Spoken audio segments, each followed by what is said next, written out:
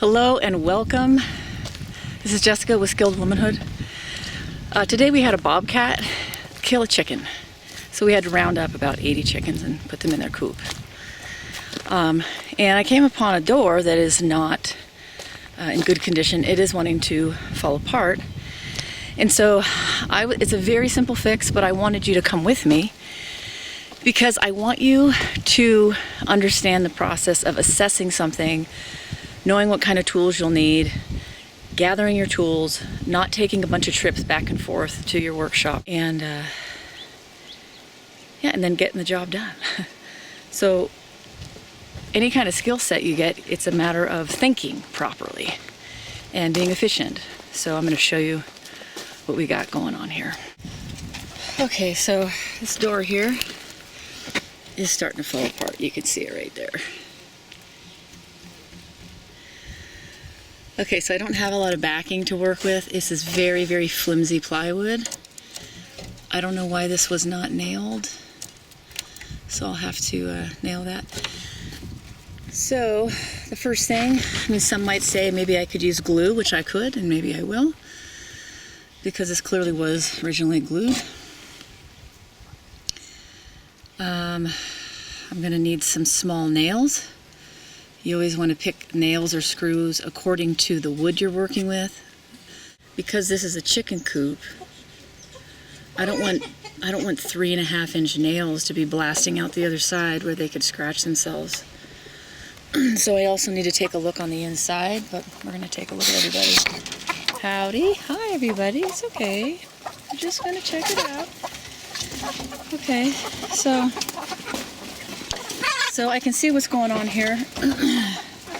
So this was originally nailed with roofing nails. These are very short little nails and they popped out down here. So my thinking is I'm gonna need my screw gun for the drill, glue. Let's see what's it like under here. And I'm also gonna cut out a piece of board to be a reinforcement in this corner. Just a light little plywood here. So that'll just be a little fix. So that's the basic assessment of a project. See what you need, go gather your tools, and I like to be fully prepared. There have been many times that I've been working at farms, and it's astonishing how the farmers will walk back like 100 times back and forth and they won't just get all their tools. I recommend loading your tools in a wheelbarrow, put them in a wagon, drive them in your car. Just don't walk back and forth and waste time. That is not a smart way to work. So just because you have skills and talents doesn't mean that you're a smart worker. Anyone who wastes time is not being smart because we don't have a lot of it. And the more you're on a farm and the more you see things die, I'm going to be next. So every little day counts, so we don't want to waste it like we're used to in this country. We think we're going to live forever, and that's a lie. All right, so I'm in my tool shop, and I'm thinking about the project in my head from beginning to end. So I know I need to glue it. That's the first thing. Wood glue is super helpful when you are joining wood together of any kind, even if you're going to use nails or really heavy-duty screws, especially when you're working with little smaller things. It can really help secure and strengthen, and when you're dealing with coops or things outside, the heat and the cold cause the wood to expand and contract and expand and contract and crack and split and just get warped and crazy. So glue helps it stay secure. So that's the first thing in my head. So I have my wood glue. But what I know about my wood glue is it's been outside in the wood shop area where it's been hot and cold and hot and cold. So this is always difficult for me to take off, so I have my pliers. So again, these are all the tools I'm thinking about that I need. So I need to be able to open the top with my channel locks, okay? Then this is not, because it's older, it's takes forever to come out of the spout. So I'm gonna use this so I can dig around in there. It's a paintbrush. It's super hard. The bristles are completely stiff, but I can still work with this to put glue where I'm trying to glue that seam. The next thing in my mind is I want to pre-drill holes in the weak, because it's such a weak, like really thin plywood, and it's a weak, the whole situation is weak, and it's like the whole door wants to fall apart. So I want to pre-drill. So I have my screw gun, which can also hold drill bits. Also have my drill bit for my screws, because I'm going to screwing wood usually holds it stronger, and this is clearly in need of strength. So because there were originally nails driven in it, I can tell that they're pulling out. So I'm going to secure it with screws. Now I'm piling it up in a bag right now. The other thing I have is this. So this is I'm gonna put this on the corner of that part of the door that is clearly falling apart. So this will be what I'm gonna be securing. And then this kind of shores up all of the wood. This is cut at a right angle, and it'll be a nice additional strength for it. So I'm taking that. I'm also taking clamps. Whenever I glue wood, I want to clamp things. So I'm gonna take those. These are great when you're working alone. They're extra hands. I definitely don't wanna use a hammer, because if I hammer this door, it's basically gonna beat the door apart. So I wanna use my screw gun, but I always have a hammer with me. I just do. Sometimes I even use it like to dig holes, right? So it's useful. The other thing is I want you to take a look at how I'm assessing my screw situation here. So I've got all these different screws. This is my screw caddy. Like, do you think this is a good idea to screw this one? I don't think so, okay? What about a nail like this? Well, it's definitely thinner, which is nice. Right now we don't use like a big beefy one because it might split the wood, but I also don't want to use nails, and this is too long, and this will stick out and could poke the chickens. What about something like that? That's like an old school cut nail for hardwood floors. We're not doing that. All right, so I'm moving through, looking at what I have. These, of course, would require that I pound endlessly with a hammer. Don't want to use that. I also have smaller brads. No, I don't think that's a good idea. So what I'm settling on are these. These are little sheetrock screws. That's all I have. This one is not a sheetrock screw. But I feel like that is that's a reasonable width right there.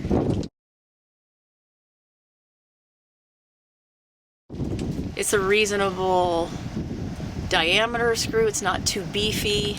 So I can pre-drill those, screw them in, and I think those will hold. So I'm not gonna take my whole caddy because that's way too much, but I'm gonna take a bunch, put them in my pocket, and I think that'll be the ticket.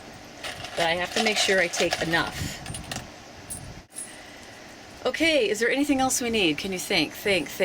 I don't want to be left out there going, I gotta walk back, no. Okay, I already have the board cut down. I don't need my skill saw. I always actually take a measuring tape no matter what. I just like them on my body because I never know when you might need it. I always carry a pencil here. I carry this on every outfit I own. Even if I were like to go to like a fancy dinner, I would wear this ugly old thing. I always carry a Sharpie, a ballpoint pen, and carpenter's pencil. Okay, I think we're good to go. I've got my bag. This is my screw gun bag because there's so many things in that I usually need. So I just pile up my tools in this. And I think I'm gonna walk everything down in my wheelbarrow because this is pretty heavy. Okay, so I'm looking at my first order here. So I already see I've got an annoying situation, and I'm glad I brought my hammer. You can't see it, but I can see the nails that were punched in here are right behind, and I need to pull them out if possible. Haha, that's not gonna happen.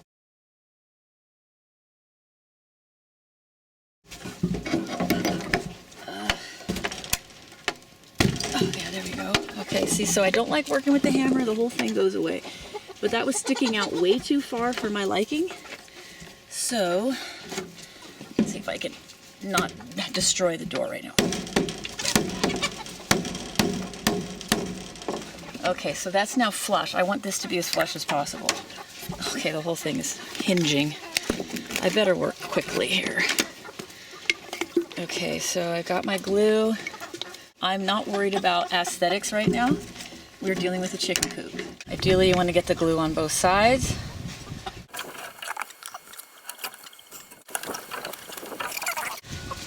I'll worry about cleanup later. I will put this in some water. Okay, now I'm gonna clamp this. Okay, that's great. Now I got my board. So it's gonna fit right here in this corner pocket. I'll be able to drill here, 1, 2, 3, 4.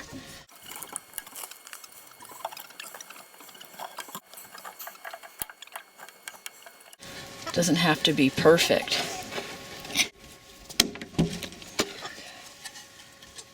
So okay, bear with me here, let's see. Come on, door, hang on. That's better. Just want everything to lay as flush as possible. Okay, there we go, that looks good. That's nice. It's real nice, okay?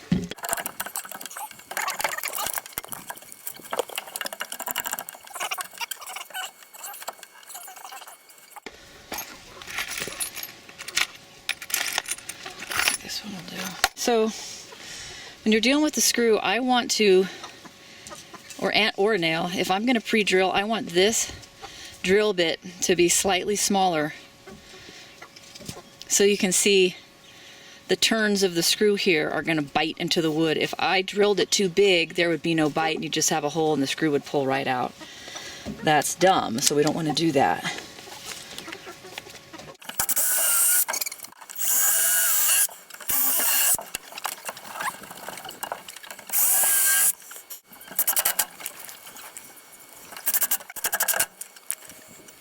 These say sheetrock screws, but it doesn't always matter what they say it's for.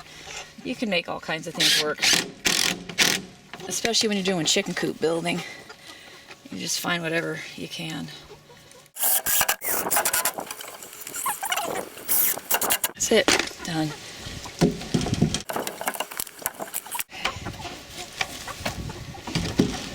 Okay, so now I want to show you what's going on. So you can see right here that these screws push through. I felt it when it happened. I knew it was not a good hold. I need to put a board here so that this has backing to go into. I need the board to be at least 2.5 inches by, let's say like 7.5. 2.5 by 7.5. Board here at roughly 1 inch wide. 2.5 by 7.5. Okay. Can't always catch every outstanding thing you might need as far as tools. A lot of times you get into a project and you unearth like 10 times more problems. So then you have to reassess it and see what you need to do. So right now I'm going to get a board 2.5 by 7.5 by 1 inch wide. And I'll back off those screws and I will finish it. So I found a piece of cedar. It's exactly 2.5 inches. I just measured 7.5 inches. I have my speed square. I lined up my mark and I penciled it. So now I'm going to cut that.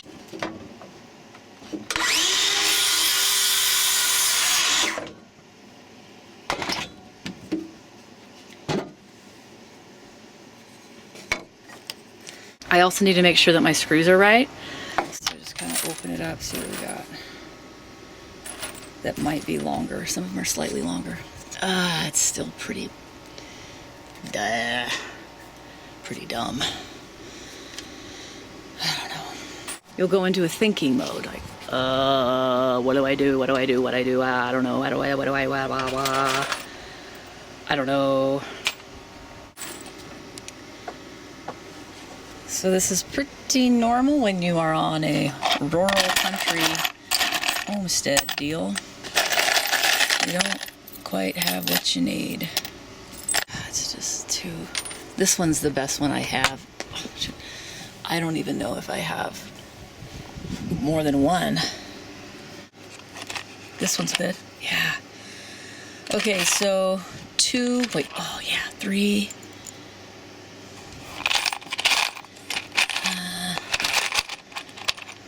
3 is great. That'll do. Okay, we got what we need. So I backed off these 3 screws. I'm gonna pre-drill, make sure I don't run into the screw that's there. Whenever I do screws, and after like a certain length, I'll do one here, like I'll rate it higher or lower. So I kind of do this movement, boom, boom, up, down, up, down, up, down. Because I don't want to create a split, any kind of 1, 2, 3 in that center. That way I can split the wood easy. For the sake of screws, I'm going to leave it like that. I don't have a lot of screws, so we'll leave it be. Right there, just like that. Now I've got backing to go into. Now it's strong. All right, it's finished. The last thing, one of the most important things in order to be a skilled, successful person is you have to put your things away. Put them in order and know where they are next time. I have watched so many people, incredibly talented people as well, they waste an enormous amount of time not knowing where their tools are. Or they might have had their tools in a bucket or a bag and they never unloaded them and now they don't know where anything is. So I'm here to tell you, if you were my daughter, I would absolutely not tolerate you being impatient and realizing the job is not done yet. The job is done when you finish putting your tools away, everything's in order, then you have a clear mind, you can get to the next project, the next activity that you're doing. You don't want to end up being 30 years old, 40 years old, 80 years old and behaving like a kindergartner who doesn't know how to put their stuff away. Because that's the first thing you learn in kindergarten. Put things back where you found them. So that's what we're doing here. So I'm going to do that right now, and I am encouraging you to do that yourself. Don't be lazy. Don't be annoying. Don't be a clutterbug. Don't hoard. Don't avoid your responsibility. Don't be impatient. Finish the job to the end, and this is part of the job. It'll keep your life much more peaceful. We love order around here. So I hope that helped you learn a few little basic skills. And I think it's the little basic skills that help you do a lot of incredible, useful, do-it-yourself fixes, whatever you need to do around the house.